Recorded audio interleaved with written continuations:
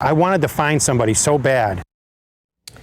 Well, 20 years ago, we were told to never forget, and we continue to honor that with our special 9/11 coverage we've had all morning long, bringing you to Ground Zero, just hours after the towers fell. Yeah, Lieutenant Michael Goldberg is a Hampden County Sheriff's deputy, based right over here. Along with his canine, though, they answered a desperate call for help from a friend who was a New York City police officer.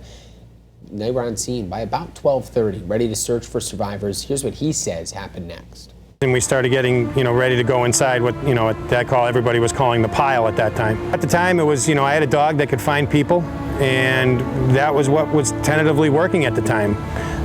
The microphones weren't working, it was just too loud. I mean, you could hear the building creaking. The heat signatures weren't working because the building was just too hot at the time.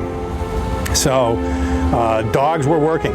We didn't have some of the equipment, and so some of the things that I had pulled out, I pulled out a crowbar from a crushed fire truck, some med kits out of a crushed ambulance to have with me as we were searching. What we were told to is to go underneath Tower 1 and Tower 2. So we went underneath, there was a parking garage, a mall, there was a subway, a platform there. It was kind of a grid search. It was very, very chaotic.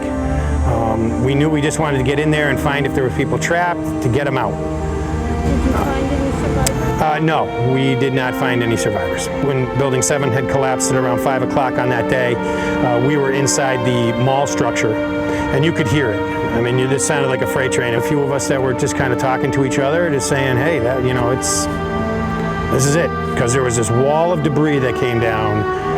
Oh, it was just like this wall of, I don't know, it was soot and ash. You couldn't see.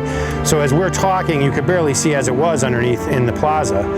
And as this came towards us, we just figured, so we had held hands around a pillar underneath in the mall section. And we couldn't see. We were trapped in there for quite some time. We searched for, I want to say, about 30 hours, 36 hours. It was around midday on the 12th when my dog fell through a collapsed floor structure down a stairwell about 40 feet. And he had fallen and gotten pretty badly hurt. He had done some rib damage and some paw damage.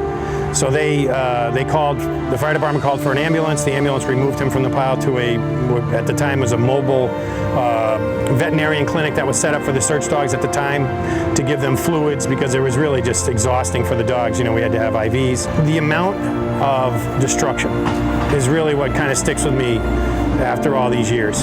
And not just that, but the amount of everybody wanting to help.